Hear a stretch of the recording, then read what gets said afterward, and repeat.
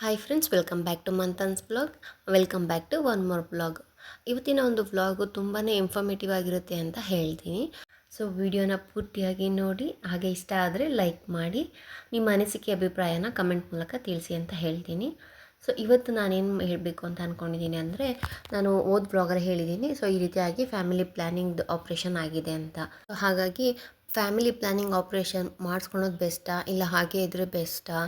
ಅದರಲ್ಲೂ two types of ಆಗಿರುತ್ತೆ operation. ಒಂದು ಕರೆಂಟ್ ಆಪ್ರೇಷನ್ ಅಂತಾರೆ, ಒಂದು ಕೈ ಆಪ್ರೇಷನ್ ಅಂತಾರೆ ನಮ್ಮ ಕನ್ನಡ ಭಾಷೆಯಲ್ಲಿ. ಮೆಡಿಕಲಲ್ಲಿ ಹೇಳಬೇಕು ಅಂದರೆ ಲ್ಯಾಪ್ರೋಸ್ಕೋಪಿ ಅಂತಾರೆ. ಇದಕ್ಕೆ ಕೈ ಆಪ್ರೇಷನ್ಗೆ ಲ್ಯಾಪ್ರೋಸ್ಕೋಪಿ ಅಂತಾರೆ. ಹಾಗೆ ಸ್ಟೆರಿಲೈಸೇಷನ್ ಅದು ಬಂದು ಕರೆಂಟ್ ಆಪ್ರೇಷನು. ಓಕೆನಾ? ಈ ಎರಡರಲ್ಲಿ ಯಾವುದು ಬೆಸ್ಟು, ನಾನು ಯಾವ್ದು ಮಾಡಿಸ್ಕೊಂಡೆ ಅನ್ನೋದಾಗಿರ್ಬೋದು, ಪ್ರತಿಯೊಂದನ್ನು ಡೀಟೇಲಾಗಿ ಹೇಳ್ತೀನಿ. ಆ ದಿನ ಯಾವ ರೀತಿಯಾಗಿರ್ಬೇಕು ನಾವು ಅನ್ನೋದ್ರ ಬಗ್ಗೆನು ಪೂರ್ತಿಯಾಗಿ ಹೇಳ್ತೀನಿ. ಅದಕ್ಕೇ ಎಲ್ಲೂ ಸ್ಕಿಪ್ ಮಾಡ್ದಲೇ ನೋಡಿ ಅಂತ ಹೇಳ್ತೀನಿ. ಫಸ್ಟಾಗಿ ಈ ಫ್ಯಾಮಿಲಿ ಪ್ಲ್ಯಾನಿಂಗ್ ಆಪ್ರೇಷನ್ ಮಾಡಿಸ್ಕೊಳ್ಲೇಬೇಕಾ, ಹಾಗೆ ಇದ್ದರೆ ಆಗಲ್ವಾ ಅಂತ ಕೇಳ್ಬೋದು. ನಾನೇನು ಹೇಳ್ತೀನಿ ಅಂದರೆ, ಖಂಡಿತವಾಗ್ಲೂ ಮಾಡಿಸ್ಕೊಳ್ಳಿ. ಹಾಗೇನೂ ಇರ್ತಾರೆ ಕೆಲವರು, ನಾನು ಅದನ್ನು ನೋಡಿ ಅವರ ಒಂದು ಎಕ್ಸ್ಪೀರಿಯನ್ಸ್ನೂ ಸಹ ನಾನು ಕೇಳಿದ್ದೀನಿ. ಹಾಗಾಗಿ ದಯವಿಟ್ಟು ಮಾಡಿಸ್ಕೊಳ್ಳಿ ಅಂತಲೇ ನಾನು ಹೇಳ್ತೀನಿ. ನೋಡಿ, ಪೇನ್ ಇದ್ದಿದ್ದೇನೆ, ಓಕೆನಾ? ಯಾವ್ದು ಮಾಡಿಸ್ಕೊಂಡ್ರೂ ಪೇನ್ ಇದ್ದೇ ಇರುತ್ತೆ. ಹಾಗಂತ ಅದಕ್ಕೆ ಹೆದ್ರುಕೊಂಡು ನಾವು ಹಂಗೆ ಇದ್ದರೆ ಮತ್ತು ತಿರ್ಗಾ ಅನ್ವಾಂಟೆಡಾಗಿ ನಾವು ಬೇರೆ ಏನಾದರೂ ಮಾಡಿಕೊಂಡು ಮತ್ತು ನಮ್ಮ ಆರೋಗ್ಯನೆಲ್ಲ ಹಾಳು ಮಾಡ್ಕೊಳೋದು ಎಷ್ಟು ಮಟ್ಟಿಗೆ ಚೆನ್ನಾಗಿರುತ್ತೆ ಹೇಳಿ? ಸುಮ್ಮನೆ ಅದೆಲ್ಲ ಪ್ರಾಬ್ಲಮ್ಮು. ಇದಾದರೆ ಒಂದು ಸ್ವಲ್ಪ ದಿವಸ ರೆಸ್ಟ್ ಮಾಡಿದ್ರೆ ಸರಿ ಹೋಗ್ಬಿಡುತ್ತೆ. ಜೀವನ ಪೂರ್ತಿ ಆರಾಮಾಗಿ ಯಾವುದೇ ರೀತಿಯಾದಂಥ ತಲೆನೋವು ಇರೋದಿಲ್ಲ, ಯೋಚನೆನೂ ಇರೋದಿಲ್ಲ ಅಲ್ವಾ? ಸೊ ಹಾಗಾಗಿ ಮಾಡಿಸ್ಕೊಂಡ್ರೆ ತುಂಬಾ ಒಳ್ಳೆಯದು. ಯೋಚನೆ ಮಾಡಿ, ಓಕೆನಾ? ನೆಕ್ಸ್ಟು ಲ್ಯಾಪ್ರೋಸ್ಕೋಪಿ ಅಂದರೆ ಕೈ ಆಪ್ರೇಷನು. ಅದು ಸೇಮ್ ಸಿ ಸೆಕ್ಷನ್ ಥರನೇ ಇರುತ್ತೆ. ಅಂದರೆ ನಮಗೆ ಒಂದು 3 ಇಂಚಷ್ಟಾದ್ರೂ ಕಟ್ ಮಾಡಿ ಆಪ್ರೇಷನ್ ಮಾಡಿ ತಿರ್ಗಾ ಸ್ಟಿಚಸ್ ಬಿದ್ದಿರುತ್ತೆ. ಆ್ಯಂಡ್ ಸ್ವಲ್ಪ ರಿಸ್ಕಿ ಆಗಿರುತ್ತೆ, ಓಕೆನಾ? ಯಾಕೆ ಅಂದರೆ ಹಾಸ್ಪಿಟ್ಲಲ್ಲಿ ನಾವು 3 ದಿವಸ ಇಲ್ಲ 5 ದಿವಸ ಅಡ್ಮಿಟ್ ಆಗಿರಬೇಕು. ಆಮೇಲೆ ಎದ್ದು ಸ್ವಲ್ಪ ಓಡಾಡೋಕ್ಕಾಗಿರ್ಬೋದು, ಕಷ್ಟ ಅನಿಸುತ್ತೆ ಇವಾಗ. ಟೈಮ್ ಟೇಕಿಂಗು, ಓಕೆನಾ? ವಾಸಿ ಆಗೋಕ್ಕೆ ಸ್ವಲ್ಪ ಟೈಮ್ ಬೇಕಾಗುತ್ತೆ. ಹಾಗೆಯೇ ಮಕ್ಕಳು ಆಗಿರೋ ಇವಾಗ ನಾವು ಮಕ್ಕಳು ದೊಡ್ಡವರಾದ್ಮೇಲೆ ಮಾಡಿಸ್ಕೊಂಡ್ರೆ ಅದೊಂಥರ. ಚಿಕ್ಕವರಿದ್ದಾಗಲೇ ಮಾಡಿಸ್ಕೊಂಡಾಗ ಸ್ವಲ್ಪ ಫೀಡಿಂಗಿಗೆಲ್ಲ ಪ್ರಾಬ್ಲಮ್ ಆಗುತ್ತೆ. ಆಮೇಲೆ ನಾವು ಸ್ವಲ್ಪ ಕೇರ್ಲೆಸ್ ಆಗಿರ್ತೀವಿ ಅಂದ್ಕೊಳ್ಳಿ. ಇವಾಗ ಅವ್ರು ಹೇಳ್ತಾರೆ 5 ದಿವಸ ತನಕ ಇಲ್ಲ ಇಷ್ಟು ದಿವಸದ ತನಕ ಸ್ನಾನ ಮಾಡಬಾರ್ದು ಅಂತ ಹೇಳ್ತಾರೆ. ಅದನ್ನು ನಾವು ಎಷ್ಟು ಕೇರ್ಫುಲ್ಲಾಗಿ ನೋಡ್ಕೊಬೇಕು ಅಂದರೆ, ಒಂದೊಂದು ಸತಿ ಗಾಯ ಆಗಿಬಿಟ್ಟು ಕಿವ್ವಾಗಿರೋ ಥರ ಆಗಿರ್ಬೋದು, ಅಂದರೆ ಒಳಗಡೆ ಆ ಸ್ಟಿಚಸ್ ಎಲ್ಲ ನೀಟಾಗಿ ಕ್ಲಿಯರಾಗಿ ವಾಸಿ ಆಗಬೇಕು. ಒಂದೊಂದು ಸತಿ ಆ ಪ್ರಾಬ್ಲಮ್ಮು ಆಗಿಬಿಟ್ಟಿರುತ್ತೆ. ಆ್ಯಂಡ್ ಪೇನು ಸಹ ಇರುತ್ತೆ. ಒಂದು 3 ಡೇಸ್ ತನಕನಾದರೂ ಖಂಡಿತ ಸ್ವಲ್ಪನಾದರೂ ಪೇನ್ ಇರುತ್ತೆ. ನಾವೇ ಎದ್ದು ಕೂತ್ಕೊಳ್ಳೋದಾಗಿರ್ಬೋದು. ಸೊ ಅದೆಲ್ಲ ತುಂಬ ಕಷ್ಟ ಆಗಿರುತ್ತೆ. ಇನ್ನು ಬಂದು ಸ್ಟೆರಿಲೈಸೇಷನ್ ಅಂದರೆ ಕರೆಂಟ್ ಆಪ್ರೇಷನ್. ಇದೂ ಪೇನ್ ಇದ್ದೇ ಇರುತ್ತೆ ಖಂಡಿತ, ಇಲ್ಲ ಅಂತ ಹೇಳೋಕ್ಕಾಗೋದಿಲ್ಲ, ಬಟ್ ಕಮ್ಮಿ, ಓಕೆನಾ? ನಮಗೆ ಒಂದು ದಿವಸದಲ್ಲೇ ಮಾಡಿ ಮನೆಗೆ ಕಳಿಸ್ಬಿಡ್ತಾರೆ, ಏನು ಅಡ್ಮಿಟ್ ಮಾಡ್ಕೊಳ್ಳೋ ಏನಿಲ್ಲ. ಸೊ ಆ ಆಪ್ರೇಷನ್ ಆಗಿ ಒಂದು 3 to 4 ಅವರ್ಸ್ ಏನೋ ನಾವು ಆಸ್ಪತ್ರೆಯಲ್ಲಿ ಇರಬೇಕಾಗತ್ತೆ. ಅದಾದಮೇಲೆ ನಾವು ಮನೆಗೆ ಹೋಗ್ಬೋದು, ತೊಂದರೆ ಏನಿರೋದಿಲ್ಲ. ಒಂದು ವಾರಕ್ಕಾಗುವಷ್ಟು ಟ್ಯಾಬ್ಲೆಟ್ಸ್ ಎಲ್ಲ ಕೊಟ್ಟಿರ್ತಾರೆ. ಸೊ ಅದು ಬೇಗನೆ ಆಗಿ ಮನೆಗೆ ಹೋಗ್ಬಿಡ್ಬೋದು, ತೊಂದರೆ ಏನಿರೋದಿಲ್ಲ ಅಷ್ಟೊಂದಾಗಿ. ಸೊ ಎಲ್ರದ್ದು ಡಿಫ್ರೆನ್ಸ್ನ ಹೇಳಿದ್ದೀನಿ. ಇನ್ನು ನಾನು ಯಾವ್ದು ಮಾಡಿಸ್ಕೊಂಡೆ ಅನ್ನೋದನ್ನು ಹೇಳ್ತೀನಿ. ಸೊ ನಾನು ಕರೆಂಟ್ ಆಪ್ರೇಷನ್ ಮಾಡಿಸ್ಕೊಂಡೆ. ಸೊ ನಾನು ಅದಕ್ಕಿಂತ ಮುಂಚೆ ಏನೆಲ್ಲ ಪ್ರೊಸೀಜರ್ಸ್ನ ಫಾಲೋ ಮಾಡಬೇಕು ನಾವು ಅನ್ನೋದನ್ನು ಸಹ ಹೇಳ್ತೀನಿ. ಮೇನ್ ನಾವು ಈ ಆಪ್ರೇಷನ್ನ ಯಾವಾಗ ಮಾಡಿಸ್ಕೊಬೇಕು ಅಂತ ಹೇಳಿದ್ರೆ, ನಾವು ಪೀರಿಯಡ್ಸ್ ಆಗಿ ಒಂದು 3 ಡೇಸ್ ಆದಮೇಲೆ ಮಾಡ್ತಾರೆ, ಓಕೆನಾ? ನಾವು 3 ಡೇಸ್ ತನಕ ವೆಯ್ಟ್ ಮಾಡಬೇಡಿ. 1 ಡೇಗೆ ನೀವು ಹಾಸ್ಪಿಟ್ಲಿಗೆ ಹೋದಾಗ ಅವರು ಕೆಲವೊಂದು ಚೆಕಪ್ಸ್ ಹೇಳ್ತಾರೆ ನಮಗೆ ಮಾಡಿಸ್ಬೇಕು ಅಂತ. ಅವೆಲ್ಲ ನಾವು ಮಾಡಿಸಿ ರಿಪೋರ್ಟ್ ತೊಗೊಳೋದಕ್ಕೆ ಒಂದು 2 ಡೇಸೇ ಆಗಿರುತ್ತೆ. ಸೊ ಹಾಗಾಗಿ ಮುಂಚೆನೇ ಹೋದರೆ ಬೆಸ್ಟ್. ನನಗೆ ಅದೇ ಪ್ರಾಬ್ಲಮ್ ಆಗಿತ್ತು. ನಾನು 3 ಡೇಸ್ ಆದಮೇಲೆ ಹೋದಾಗ ಅವ್ರು ನನಗೆ ಅದೆಲ್ಲ ಬರ್ಕೊಂಡು ಕೊಟ್ಟರು ಅಂದ್ಕೊಳ್ಳಿ. ಟೆಸ್ಟ್ ಅದು ಮಾಡಿಸ್ಬೇಕು ಅಂದರೆ ಯೂರಿನ್ ಟೆಸ್ಟ್ ಆಗಿರ್ಬೋದು, ಬ್ಲಡ್ ಟೆಸ್ಟ್ ಆಗಿರ್ಬೋದು, ಥೈರಾಯ್ಡು, ಹಾಗೆ ECGನೂ ಮಾಡಿಸಿದ್ದೀವಿ. ಆರ್ಟ್ದು ಎಕ್ಕೋನು ಸಹ ಪ್ರತಿಯೊಂದು ಸ್ನೇಹಿತರೆ, ಏನು ಒಂದಲ್ಲ ಎರಡಲ್ಲ. ಅಮ್ಮಮ್ಮ ಅಂದರೆ ನನಗೆ ಆ ಟೆಸ್ಟ್ಗಳಿಗೇ ಒಂದು 2000 ಖರ್ಚಾಯಿತು. ಅದೆಲ್ಲ ನಾನು ಟೆಸ್ಟ್ ಮಾಡಿಸಿದ್ದಾಯಿತು. ಕೊನೆದಾಗ ಅವ್ರು ಏನು ಹೇಳ್ಬಿಟ್ರು, ನಿಮಗೆ ಅಸ್ತಮಾ ಇದೆ, ಸೊ ಸ್ವಲ್ಪ ಕಫ ಇದೆ, ಅದು ಕಮ್ಮಿ ಆಗಲಿ ನಿಮಗೆ, ಆಮೇಲೆ ಮಾಡ್ತೀವಿ ಅಂತ ಅವ್ರು ಹೇಳಿದ್ರು. ನನಗೆ ಅಲ್ಲಿಗೇ ಬೇಜಾರಾಗೋಯಿತು. ಇಷ್ಟು ದಿವಸ ಎಲ್ಲ ಓಡಾಡಿದ್ದೀನಿ, ಅವ್ರು ಮತ್ತೆ ತಿರ್ಗಿ ನನಗೆ ನೆಬಲೈಸೇಷನ್ ತೊಗೊಳ್ಳಿ ಒಂದು 3 to 4 ಡೇಸು, ಆಮೇಲೆ ಮಾಡೋಣ, ಏನು ಅರ್ಜೆಂಟ್ ಏನಿಲ್ಲ ಅಂತ ಅಂದ್ಬಿಟ್ರು. ಅವ್ರಿಗೇನೋ ಅದು ಅರ್ಜೆಂಟ್ ಇಲ್ಲ ಆದರೆ, ಬಟ್ ನನಗಿದೆಯಲ್ಲ, ಮಕ್ಳು ಸ್ಕೂಲ್ ಸ್ಟಾರ್ಟ್ ಆಯಿತು ಅಂದರೆ ಮತ್ತೆ ತಿರ್ಗಿ ಆಗೋದಿಲ್ಲ ಅಂತ ಅಂದ್ಕೊಂಡು ಬೇಜಾರಾಗೆ ಬಂದುಬಿಟ್ಟೆ ಮನೆಗೇ. ಇನ್ನೇನು ಮಾಡೋದು ಅಂತ ಹೇಳ್ಬಿಟ್ಟು ನಾನು 3 to 4 ಡೇಸ್ ಕಂಟಿನ್ಯೂಸ್ ಆಗಿ ಮತ್ತೆ ತಿರ್ಗಿ ಹಾಸ್ಪಿಟ್ಲಿಗೆ ಹೋಗಿ ಸ್ಟೆಬಿಲೈಸೇಷನ್ ಎಲ್ಲ ತೊಗೊಂಡೆ. ತಿರ್ಗಾ ಫೈನಲಾಗಿ ಲಾಸ್ಟ್ ಡೇ ಅವ್ರನ್ನ ಡಾಕ್ಟ್ರಿಗೆ ತೋರಿಸ್ದೆ. ಅಲ್ಲಿ ಒಬ್ಬರಲ್ಲ ಇಬ್ಬರಲ್ಲ, ಒಂದು 4 ಜನ ಇರ್ತಾರೆ ಅಂದ್ಕೊಳ್ಳಿ ಡಾಕ್ಟ್ರು. ಇದಕ್ಕೆ ಆಪ್ರೇಷನ್ಸ್ ಆಗಿರ್ಬೋದು, ಡೆಲಿವರಿ ಡಾಕ್ಟರ್ಸು ಪ್ರತಿಯೊಬ್ಬರು. ಸೊ ಅದರಲ್ಲಿ ಇನ್ನೊಬ್ರಿಗೆ ತೋರಿಸಿದಾಗ ಅವರು ಸೊ ಇಷ್ಟು ದಿವಸ ಜಾಸ್ತಿ ದಿವಸ ಆಗೋಗ್ಬಿಟ್ಟಿದೆ, ನಿಮ್ಮದು ಪೀರಿಯಡ್ಸ್ ಆಗಿ ಜಾಸ್ತಿ ದಿವಸ ಆಗೋಗ್ಬಿಟ್ಟಿದೆ. ಸೊ ಇದು ಓವ್ಯುಲೇಷನ್ ಪೀರಿಯಡ್ ಆಗಿರುತ್ತೆ, ಆವಾಗ ನಾವು ಮಾಡೋಕ್ಕಾಗಲ್ಲ ಅಂತ ಹೇಳಿಬಿಟ್ರು. ಸೊ ಏನು ಮಾಡೋದು, ಅವ್ರು ಮಾಡೋಕ್ಕಾಗಲ್ಲ ಅಂದಮೇಲೆ ನಾನು ಬಲವಂತ ಮಾಡೋಕ್ಕಾಗತ್ತಾ? ಆಗೋದಿಲ್ಲ ಅಲ್ವಾ, ಇನ್ನೇನಪ್ಪ ಮಾಡೋದು ಅಂದ್ಬಿಟ್ಟು ಸುಮ್ಮನೆ ಮನೆಗೆ ಬಂದುಬಿಟ್ಟೆ. ಆ್ಯಕ್ಚುಲಾಗಿ ನಮ್ಮಮ್ಮ ಹೇಳಿದ್ದು ನನಗೆ, ಕರೆಂಟ್ ಆಪ್ರೇಷನ್ ಬೇಡಮ್ಮ, ಕೈ ಆಪ್ರೇಷನ್ ಮಾಡಿಸ್ಕೊಂಬಿಡು, ನಾನು ನೋಡ್ಕೊತೀನಿ ಅಂತ ಹೇಳಿದ್ರು. ಬಟ್ ಈಗೆಲ್ಲ ಯಾರು ಜಾಸ್ತಿ ಕೈ ಆಪ್ರೇಷನ್ಗೆ ಹೋಗ್ತಾ ಇಲ್ಲ. ಡಾಕ್ಟ್ರ್ ಹೇಳಿದ್ದಾರೆ ಇವಾಗೆಲ್ಲ ಇದೆ, ಲ್ಯಾಪ್ರೋಸ್ಕೋಪಿನೇ ಈಸಿ, ಹಾಗೇನೇ ರಿಸ್ಕ್ ಇರೋದಿಲ್ಲ ಅಂತ ಡಾಕ್ಟ್ರೂ ಸಹ ಸಜೆಷನ್ ಅದೇ ಮಾಡ್ತಾರೆ ನಮಗೆ. ಸೊ ಹಾಗಾಗಿ ನಾನು ಯೋಚನೆ ಮಾಡಿದೆ, ಅವರು ಲಾಸ್ಟಲ್ಲಿ ಆ ಮಾತು ಹೇಳಿತ್ತು ನೋಡು ಅದೇ ಈಸಿ, ಸುಮ್ಮನೆ ಯಾಕೆ ಕಷ್ಟ ಬೀಳ್ತೀಯಾ ಅಂತ ಅವ್ರು ಡಾಕ್ಟ್ರ್ ಹೇಳಾದ್ಮೇಲೆ ನಾನು ಅಲ್ಲಿಗೆ ಮೈಂಡ್ಸೆಟ್ ಚೇಂಜ್ ಮಾಡ್ಕೊಂಬಿಟ್ಟು ಕರೆಂಟ್ ಆಪ್ರೇಷನ್ನೇ ಮಾಡಿಸ್ಕೊಂಡೆ. ಅದಾದಮೇಲೆ ಆಯ್ತಲ್ಲ, ಅಲ್ಲಿಗೆ ಅದು 1 ಮಂತ್ ಹಾಗೆ ಹೋಯಿತು. ಹಂಗೆ ಬಿಟ್ಬಿಟ್ಟು ನಾನು ಸರಿ ನೆಕ್ಸ್ಟ್ ಮಂತ್ಗೆ ಮಾಡಿಸ್ಕೊಂಬಿಡೋಣ ಅಂತ ಹೇಳಿ ಸುಮ್ಮನೆ ಹೋದೆ. ಅವ್ರು ಹೇಳಿದರು ರಿಪೋರ್ಟ್ಸ್ ಎಲ್ಲ ಇದೇ ಇರಲಿ, ನೆಕ್ಸ್ಟ್ ನಿನಗೆ ಯಾವುದೇ ಟೆಸ್ಟು ಏನೂ ಬರ್ಕೊಂಡು ಕೊಡೋದಿಲ್ಲ, ರಿಪೋರ್ಟ್ಸ್ ಎಲ್ಲ ಹಿಂಗೆ ಇಟ್ಕೊಂಡಿರು, ನೆಕ್ಸ್ಟ್ ಬಂದುಬಿಡು ಮಾಡ್ತೀವಿ, ಅದು ಕಂಪ್ಲೀಟ್ ಆಗುತ್ತೆ, ತಲೆ ಕೆಡಿಸ್ಕೊಂಬೇಡ ಅಂತ ಡಾಕ್ಟ್ರ್ ಹೇಳಿದರು. ಯಾಕಂದರೆ ನಾನು ಅಷ್ಟು ದಿವಸ ಓಡಾಡಿದ್ದಾಗ ಅವ್ರಿಗೆ ಗೊತ್ತಿರುತ್ತಲ್ಲ, ನನ್ನ ನೋಡಿರ್ತಾರಲ್ಲ, ಹಾಗಾಗಿ ಹೇಳಿದ್ರು ಹಾಗೆ. ನಾನು ನೆಕ್ಸ್ಟ್ ಮಂತಿಗೆ ವೆಯ್ಟ್ ಮಾಡೋಣ ಅಂತ ಮೈಂಡ್ ಚೇಂಜ್ ಮಾಡ್ಕೊಂಡು ಸುಮ್ಮನೆ ಆದೆ. ಇನ್ನು ಗೌರ್ಮೆಂಟ್ ಹಾಸ್ಪಿಟ್ಲಲ್ಲಿ ಪ್ರತಿ ಶುಕ್ರವಾರ ಕ್ಯಾಂಪ್ ಇರುತ್ತೆ, ಈ ರೀತಿಯಾಗಿ ಆಪ್ರೇಷನ್ ಮಾಡೋದಕ್ಕೆ ಕ್ಯಾಂಪ್ ಹಾಕಿಟ್ಟಿರ್ತಾರೆ. ಸೊ ನಾವು ಪೀರಿಯಡ್ಸ್ ಆಗಿ ಒಂದು 3 to 5 ಡೇಸಿಗೆ, ಅಂದರೆ 3 ಡೇಸ್ ಸಾಕು, 5 ಡೇಸ್ ಬೇಡ, 3 ಡೇಸಿಗೆ ಕರೆಕ್ಟಾಗಿ ಶುಕ್ರವಾರಕ್ಕೇ ಬೀಳುತ್ತಾ, ಆ ರೀತಿಯಾಗಿ ನಾವು ನೋಡ್ಕೊಬೇಕು. ಆಮೇಲೆ ಇಫ್ ಇನ್ ಕೇಸ್ ಹೋಗಲಿ ಒಂದು 5 ಡೇಸ್ ಆದ್ರೂ ತೊಂದರೆ ಇರೋದಿಲ್ಲ. ಆ್ಯಂಡ್ ಆಪ್ರೇಷನ್ ಆಗೋ ತನಕ, ಇವಾಗ ಪೀರಿಯಡ್ಸ್ ಆಗಿ ಆಪ್ರೇಷನ್ ಆಗೋ ತನಕ ಇಂಟಿಮೇಟ್ ಮಾಡಬಾರ್ದು ಹಸ್ಬೆಂಡ್ ಆ್ಯಂಡ್ ವೈಫು. ಓಕೆ, ಅದೊಂದು ಮೇನ್ ರೂಲ್ಸು, ಫಾಲೋ ಮಾಡಲೇಬೇಕು ನಾವು. ಅದನ್ನು ನಾವೆಲ್ಲ ನೀಟಾಗಿ ನೋಡಿಕೊಂಡು ಆ ಶುಕ್ರವಾರನೇ ಹೋಗಬೇಕು. ಸೊ ನನ್ನ ಕೇಸಲ್ಲಿ ಏನಾಯಿತು ಅಂದರೆ, ನಾನು ಕರೆಕ್ಟಾಗಿ ಅವತ್ತು ಶುಕ್ರವಾರ ಬೆಳಗ್ಗೆನೇ ಒಂದು 7 o'clock ಆಗೇ ಪೀರಿಯಡ್ಸ್ ಆಯಿತು ನಂದು. ನಾನು ನೆಕ್ಸ್ಟ್ ವಾರಕ್ಕೆ ಮತ್ತೆ ತಿರ್ಗಿ 8 ದಿವಸ ಆಗೋಗ್ಬಿಡುತ್ತೆ, ತುಂಬಾ ಅದೆಲ್ಲ ಆಗುತ್ತಾ ಅಂತ ಯೋಚನೆ ಮಾಡಿಬಿಟ್ಟು ಅವತ್ತಿನ ದಿವಸನೇ ನಾನು ರಿಪೋರ್ಟ್ಸ್ ಎಲ್ಲ ಇತ್ತಲ್ಲ ಹಾಸ್ಪಿಟ್ಲಿಗೆ ಹೋದೆ. ಒಬ್ಬರೇ ಹೋಗಬೇಡಿ, ಆಶಾ ಕಾರ್ಯಕರ್ತೆ ಇಲ್ಲಾಂದರೆ ಸಿಸ್ಟರ್ಸ್ ಇರ್ತಾರೆ ನಿಮ್ಮೂರಿಗೆ ಅಂತ, ಇವರು ಆಶಾ ಕಾರ್ಯಕರ್ತೆ ಇಲ್ಲ ಸಿಸ್ಟರ್ಸ್ ಇರ್ತಾರಲ್ಲ, ಅವ್ರನ್ನ ಕರ್ಕೊಂಡು ಹೋದರೆ ಬೇಗ ಆಗುತ್ತೆ ಕೆಲಸ. ನಾನೇನು ಮಾಡಿಬಿಟ್ಟೆ, ಫೋನ್ ಮಾಡಿ ನರ್ಸಿಗೆ, ಹಿಂಗೆ ಬನ್ನಿ ನಾನು ಹಿಂಗೆ ಹೋಗ್ತಾ ಇದ್ದೀನಿ, ಇವತ್ತು ಆಗಲೇಬೇಕು, ನೋಡೋಣ ಡಾಕ್ಟ್ರ್ ಹತ್ರ ಕೇಳೋಣ ಅಂತ ಹೇಳಿ. ಕನ್ಫರ್ಮ್ ಇರಲಿಲ್ಲ ನನಗೂ ಇರಲಿಲ್ಲ, ಸಿಸ್ಟರ್ಗೂ ಇರಲಿಲ್ಲ. ಒಂದು ದಿವಸಕ್ಕೇ ಮಾಡ್ತಾರೋ ಇಲ್ವೋ ಕೇಳಬೇಕಮ್ಮ, ಇಲ್ಲಾಂದರೆ ಡಾಕ್ಟ್ರು ಒಂದೊಂದು ಸತಿ ಬೈದು ಬಿಡ್ತಾರೆ, ಸೊ ಕೇಳಿ ನೋಡು, ಆದರೆ ನಾನು ಬರ್ತೀನಿ ಮಾಡ್ತೀನಿ ಅಂತ ಅಂತ ಅವ್ರು ಹೇಳಿದ್ರು. ಸರಿ ಇನ್ನೇನು ಮಾಡೋದು, ನಾನು ಟೈಮ್ ವೇಸ್ಟ್ ಮಾಡೋಕ್ಕಾಗಲ್ಲ, ಬೇಗ ಹೋದರೆ ಬೇಗನೆ ಆಗುತ್ತೆ ಅಂತ ಹೇಳ್ಬಿಟ್ಟು 9:30ಗೆ ನಾನು ಮನೆ ಬಿಟ್ಟು 10 ಗಂಟೆ ಅಷ್ಟರಲ್ಲಿ ಹಾಸ್ಪಿಟ್ಲಲ್ಲಿದ್ದೆ. ಆ್ಯಂಡ್ ನಂದು ಗೊತ್ತಿರಲಿಲ್ಲ, ದೇವ್ರ ದಯೆಯಿಂದ ನಾನು ನೈಟು ಸಹ ಊಟ ಮಾಡಿರಲಿಲ್ಲ. ನೆಕ್ಸ್ಟ್ ಡೇ ಬೆಳಗ್ಗೆನೂ ಸಹ ಏನೂ ಊಟ ಮಾಡಿರಲಿಲ್ಲ. ಸೊ ಆಪ್ರೇಷನ್ ಆಗೋ ತನಕ ಊಟ ಮಾಡಲೇಬಾರ್ದು, ಅಂದರೆ ನೈಟ್ ಮಾಡಬೇಕು, 10 o'clock ಮುಂಚೆನೇ ನಾವು ಊಟ ಮಾಡ್ಕೊಂಬಿಟ್ಟು ಇನ್ನು ಬೆಳಗ್ಗೆಗೆ ಖಾಲಿ ಹೊಟ್ಟೆಲೇ ಇರಬೇಕು. ನಾನು ನೈಟು ಮಾಡಿರಲಿಲ್ಲ. ಓಕೆನಾ, ತಿರ್ಗಾ ಹೋದೆ ಎಲ್ಲ, ಮತ್ತೆ ತಿರ್ಗಾ ಡಾಕ್ಟ್ರ್ ಹತ್ರ ಕೇಳಿದೆ, ಅವರು ಮತ್ತೆ ನೆಬುಲೈಸೇಷನ್ ತಗೋ ಅಂತಂದರು, ತಿರ್ಗಾ ಅದನ್ನು ತೊಗೊಂಡೆ. ಸಿಸ್ಟರ್ ಬಂದಿಲ್ಲ, ಸಿಸ್ಟರ್ ಬರಬೇಕಾಗಿತ್ತು. ನಾನು ಹೇಳಿದೆ ಸಿಸ್ಟರ್ ಬನ್ನಿ ನೀವು, ಆಯಿತು ಡಾಕ್ಟ್ರು ಮಾಡ್ತಿದ್ದಾರೆ ಅಂತ, ನಿಮ್ಮ ಪೂರ್ತಿ ಕನ್ಫರ್ಮ್ ಆಗಿ ಹೇಳಮ್ಮ ಅಂತ ಕೇಳ್ತಿದ್ದಾರೆ. ನನಗೆ ಅದು ಪ್ರಾಬ್ಲಮ್ ಆಯಿತು, ಸಿಸ್ಟರ್ ಇದ್ದಿದ್ದರೆ ನಿಜ ಬೇಗ ಆಗಿಬಿಡೋದು. ತಿರ್ಗಾ ಅಲ್ಲಿ ಕೇಸ್ ಶೀಟ್ ಅಂತ ಕೊಡ್ತಾರೆ, ಅಂದರೆ ಆಪ್ರೇಷನ್ಗೆ ಎಲ್ಲ ರೆಡಿ ಆಗಿದೆ, ಎಲ್ಲ ಟೆಸ್ಟು ತೋರಿಸಿ ನಾವು ಕೇಸ್ ಶೀಟ್ನೆಲ್ಲ ಫಾರ್ಮ್ ಫಿಲಪ್ ಮಾಡಿಬಿಟ್ಟು ಕೊಟ್ಟರೆ ಕರ್ಕೊತಾರೆ ನಮಗೆ ಕ್ಯಾಂಪಿಗೆ. ಆಮೇಲೆ ಆಶಾ ಕಾರ್ಯಕರ್ತೆ ಬಂದರು, ಪಾಪ ಅವ್ರು ಬಂದರು. ಅದಾದಮೇಲೆ ಅವರು ಬಂದರೂ ಸಹ ಕೇಸ್ ಶೀಟ್ ಕೊಡಲ್ಲ ಅವರು, ಎಲ್ಲ ಓಕೆ ಅಂದಿದ್ದಾರೆ ಡಾಕ್ಟ್ರು, ಆಯಿತು ಕಣಮ್ಮ ಮಾಡ್ತೀವಿ ಅಂತ ಹೇಳಿದ್ದಾರೆ.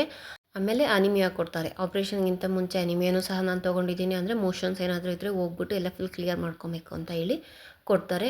ಒಂದು 1/2 an hourಗಿಂತ ಮುಂಚೆಯಾಗಿ ಕೊಟ್ಟಿರ್ತಾರೆ. ಅದಾದಮೇಲೆ ಎಲ್ಲ ಆಯಿತು. ಮತ್ತು ನಾನು ಆಪ್ರೇಷನ್ ಥಿಯೇಟ್ರ್ ಒಳಗಡೆ ಹೋಗಿ, ಅಂದರೆ ಒಂದು 12 ಜನ ಏನೋ ನಾವಿದ್ವಿ. ಸೊ ಅವರು ಎಲ್ಲರನ್ನೂ ಒಳಗಡೆ ಕರ್ಕೊಂಬಿಟ್ರು. ನಂದಿನ್ನೂ ಕೇಸ್ ಶೀಟ್ ಆಗಿಲ್ಲ ಅಲ್ಲಿಗೂ, ನನಗೆ ಭಯ ಇತ್ತು ಇನ್ನೊಂದು ಕಡೆ ಆಗುತ್ತೋ ಇಲ್ವೋ, ಲಾಸ್ಟ್ ಮಿನಿಟಲ್ಲಿ ಕ್ಯಾನ್ಸಲ್ ಮಾಡಿಬಿಟ್ರೆ ಏನಾಗ್ಬಿಡುತ್ತಪ್ಪ ಅನ್ನೋ ಒಂದು ಭಯ ನನ್ನಲ್ಲಿತ್ತು. ಆ ಭಯದಲ್ಲಿ ನನಗೆ ಆಪ್ರೇಷನ್ ಮಾಡಿಸ್ಕೊಂಡ್ರೆ ನೋವಾಗುತ್ತೆ, ಅದ್ರ ಬಗ್ಗೆ ನಾನು ತಲೆ ಕೆಡ್ಸ್ಕೊಳ್ತಾ ಇಲ್ಲ. ಸೊ ನೋವಾಗುತ್ತಲ್ಲ ಏನಪ್ಪ ಮಾಡೋದು ಅನ್ನೋದ್ರ ಬಗ್ಗೆ ನಾನು ತಲೆ ಕೆಡ್ಸ್ಕೊಳ್ತೀವಿ, ಸದ್ಯಕ್ಕೆ ಮಾಡಿದ್ರೆ ಸಾಕಪ್ಪ, ಎಲ್ಲಿ ಕ್ಯಾನ್ಸಲ್ ಮಾಡಿಬಿಡ್ತಾರೋ ಅಂತ ಅನಿಸ್ಬಿಟ್ಟಿತ್ತು ನನಗೆ. ಸೊ ಒಬ್ಳದ್ದು ಹಂಗೆ ಕ್ಯಾನ್ಸಲ್ ಆಗೋಗಿತ್ತು. ಅದು ನೋಡಿ ಇನ್ನೂ ಜಾಸ್ತಿ ಆಗೋಗ್ಬಿಡ್ತು. ಅಂದರೆ ಸಿಸರಿನ್ ಆಗಿರೋರಿಗೆ ಕರೆಂಟ್ ಆಪ್ರೇಷನ್ ಮಾಡಲ್ಲ, ಅವರೆಲ್ಲ ಚೆಕಪ್ ಎಲ್ಲ ಮಾಡಿಸಿದ್ದಾರೆ, ಇನ್ನೇನು ನಮಗೆ ಅನಸ್ತೇಶಿಯಾ ಕೊಡುವಾಗ ಅವಾಗ ಕೇಳ್ತಾರೆ, ಸೊ ನಿಮ್ಮದು ಸಿ ಸೆಕ್ಷನ ನಾರ್ಮಲ ಏನು ಇತ್ತು ಅಂತ ಕೇಳಿದಾಗ ಒಬ್ಬಳು ಪಾಪ ಸಿ ಸೆಕ್ಷನ್ ಅಂತ ಹೇಳಿದ್ಲು. ಸೊ ಅವಳ್ದು ಅಲ್ಲಿಗೆ ಕ್ಯಾನ್ಸಲ್ ಮಾಡಿಬಿಟ್ರು, ಮಾಡಲಿಲ್ಲ. ನನಗೆ ಆ ಟೆನ್ಷನಲ್ಲಿ ನನ್ನ ದಿನ ಎಲ್ಲಿ ಕ್ಯಾನ್ಸಲ್ ಮಾಡಿಬಿಡ್ತಾರೋ ಅಂತ ಭಯ ಆಗಿ ಮನೆಗೂ ಸಹ ನಾನು ಹೇಳಿರಲಿಲ್ಲ ಕನ್ಫರ್ಮಾಗಿ ಇವತ್ತು ಆಗುತ್ತೆ ನನಗೆ ಅಂತ ಏನು ಹೇಳೇ ಇರಲಿಲ್ಲ ಮನೇಲಿ. ನಮ್ಮ ಅಮ್ಮನ ಮನೇಲಿ ಆಗಿರ್ಬೋದು, ನನ್ನ ಗಂಡಂಗೂ ಸಹ ತಿಳಿಸಿರಲಿಲ್ಲ. ನೋಡೋಣ ರಿಪೋರ್ಟ್ ತೋರಿಸ್ತೀವಿ, ಮಾಡ್ತಾರೋ ಇಲ್ವೋ ಗೊತ್ತಿರಲಿಲ್ಲಲ್ಲ, ನಾನು ಯಾರಿಗೂ ಇನ್ಫಾರ್ಮ್ ಮಾಡಿರಲಿಲ್ಲ, ನನಗೂ ಗೊತ್ತಿಲ್ಲ ಮಾಡ್ತಾರೆ ಅನ್ನೋದು ಕನ್ಫರ್ಮ್ ಆಗಿ ಇರಲಿಲ್ಲಲ್ಲ. ಸೊ ಬೇಗ ಹಾಕಿದ್ರೆ ಸಾಕಪ್ಪ ಅನ್ನೋ ಆ ಟೆನ್ಷನಲ್ಲಿ ನನಗೆ ಮನೆ ಕಡೆ ಅದ್ರ ಬಗ್ಗೆ ತಲೆ ಕೆಡಿಸ್ಕೊಳ್ಲಿಲ್ಲ ನಾನು. ಸೊ ಸರಿ ಕರ್ಕೊಂಡ್ರು. ಆಮೇಲೆ ಅನಿಮಿಯಾ ಕೊಡ್ತಾರಲ್ಲ, ಅದಾದಮೇಲೆ ನೆಕ್ಸ್ಟ್ ಇಂಜೆಕ್ಷನ್ನು ಸಹ ಕೊಡ್ತಾರೆ, ಅನಸ್ತೇಶಿಯಾ. ಅದು ಜಾಸ್ತಿ ಪವರ್ ಇರಲಿಲ್ಲ ನನಗೆ, ನನ್ನ ಪ್ರಕಾರ ಹೇಳೋದಾದರೆ ಲೈಟಾಗಿ, ಓಕೆನಾ, ಅಂಥ ಏನು ಜಾಸ್ತಿ ಇರೋದಿಲ್ಲ. ನಮಗೆ ಗೊತ್ತಾಗುತ್ತೆ ಏನು ಮಾಡ್ತಾರೆ, ಏನಿದೆ ಅನ್ನೋದ್ರ ಬಗ್ಗೆ ಚೆನ್ನಾಗಿ ಗೊತ್ತಾಗುತ್ತೆ. ಡ್ರೆಸ್ ಕೋಡ್ ಆಗಿರ್ಬೋದು, ನಾನು ಮಾಮೂಲಿ ಚೂಡಿದಾರ್ ಹಾಕೊಂಡು ಹೋಗಿದ್ದೆ. ಸೊ ತೊಂದರೆ ಏನಿಲ್ಲ, ಅದು ಹಾಕೊಂಡೋದ್ರೆ. ಅವಾಗೆಲ್ಲ ಸ್ಯಾರಿನೇ ಹಾಕೊಂಡು ಹೋಗ್ಬೇಕು ಅಂತ ಇತ್ತಂತೆ, ಬಟ್ ಇವಾಗೇನು ಆ ರೀತಿಯಾಗಿಲ್ಲ. ಬಟ್ ಇನ್ನರ್ ವೇರ್ಸ್ ಹಾಕೋಂಗಿರಲಿಲ್ಲ, ಅಂದರೆ ಮನೆಯಿಂದ ಹಾಕ್ಕೊಂಡು ಹೋಗಿ, ಬಟ್ ಅಲ್ಲಿ ಹಾಸ್ಪಿಟ್ಲಲ್ಲಿ ರಿಮೂವ್ ಮಾಡಬೇಕು, ಓಕೆನಾ. ಗೋಲ್ಡ್ ಆಗಿರ್ಬೋದು, ನಮ್ಮಲ್ಲಿ ಮಂಗಲ ಚೈನ್ ಸಹ ತೆಗೆಸ್ತಾರೆ, ವಾಲೆ ಆಗಿರ್ಬೋದು, ಉಂಗುರ ಆಗಿರ್ಬೋದು, ಬಳೆ, ಇವೆಲ್ಲ ರಿಮೂವ್ ಮಾಡಿರಬೇಕು. ಆಮೇಲೆ ನಮಗೆ ಇಂಜೆಕ್ಷನ್ ಕೊಡ್ತಾರಲ್ಲ, ಅನಸ್ತೇಶಿಯಾ ಇಂಜೆಕ್ಷನ್ ಕೊಟ್ಟು ಒಂದು 15 ಮಿನಿಟ್ಸ್ ಇಲ್ಲ 20 ಮಿನಿಟ್ಸ್ ಹಾಗೆ ಕೂರಿಸಿರ್ತಾರೆ ಸುಮ್ಮನೆ. ನಂದು ನೋಡಿದ್ರೆ ಕೇಶೀಟ್ ಆಗಿಲ್ಲ. ಆ ಅಂಕಲ್ ಬಂದು ನಮಗೆ ನಿಮ್ದೆಲ್ಲಮ್ಮ ಕೇಶೀಟು ಅಂತ ನನ್ನ ಕೇಳ್ತಿದ್ರು. ಸೊ ನನಗೆ ಅಲ್ಲಿ ಆಶಾ ಕಾರ್ಯಕರ್ತಿನೂ ಆ ಟೈಮಲ್ಲಿ ಇರಲಿಲ್ವಂತೆ, ಆಚೆಗಡೆ ಎಲ್ಲೋ ಹೊರಗಡೆ ಹೋಗಿದ್ದಾರೆ. ನಮ್ಮನ್ನ ಒಳಗಡೆ ಕರ್ಕೊಂಡ್ರಲ್ಲ, ಇನ್ನೇನು ಮಾಡ್ತಾರೆ ಅಂತ ಹೇಳ್ಬಿಟ್ಟು ಅವರು ಎಲ್ಲೋ ಆಚೆ ಹೋಗಿದ್ರು. ಸೊ ನನಗಲ್ಲಿ ಮತ್ತೆ ಟೆನ್ಷನ್ ಶುರು ಆಯಿತು, ಎಲ್ಲೋದ್ರಪ್ಪ ಅವ್ರು ಬೇರೆ ಇಲ್ಲ, ಈಗ ಕೇಶೀಟ್ ಬೇರೆ ಇಲ್ಲ, ಎಲ್ಲಿ ಅಂತ ಕೇಳ್ತಿದ್ದಾರೆ, ಇಂಜೆಕ್ಷನ್ ಬೇರೆ ಕೊಟ್ಟಿದ್ದಾರೆ ನನಗೆ. ಆಮೇಲೆ ನಾನು ಅವ್ರನ್ನ ರಿಕ್ವೆಸ್ಟ್ ಮಾಡಿಕೊಂಡೆ, ಇಲ್ಲ ಹಿಂಗೆ ಎಲ್ಲೋ ಆಚೆ ಹೋಗಿದ್ದಾರೇನೋ, ಬರ್ತಾರೆ ಮಾಡಿಸ್ಕೊಟ್ಬಿಡ್ತೀನಿ ಅಂತ ಹೇಳಿ. ಆಮೇಲೆ ಅಲ್ಲೇ ಇದ್ದ ಸಿಸ್ಟರ್ಸು ಹೆಲ್ಪ್ ಮಾಡಿದ್ರು ನನಗೆ, ನಿಜವಾಗ್ಲೂ ಎಲ್ಲರೂ, ಅಂದರೆ ಅಲ್ಲಿ ಆಶಾ ಕಾರ್ಯಕರ್ತರು ಎಷ್ಟು ಜನ ಇದ್ರೋ ಅವರೆಲ್ಲರೂ ನನಗೆ ಲಾಸ್ಟಲ್ಲಿ ಹೆಂಗೋ ನಿಂದು ಆಯ್ತಲ್ಲ ಅಂತ ಅವರು ಸಹ ಖುಷಿ ಪಟ್ಟರು ನನಗೆ.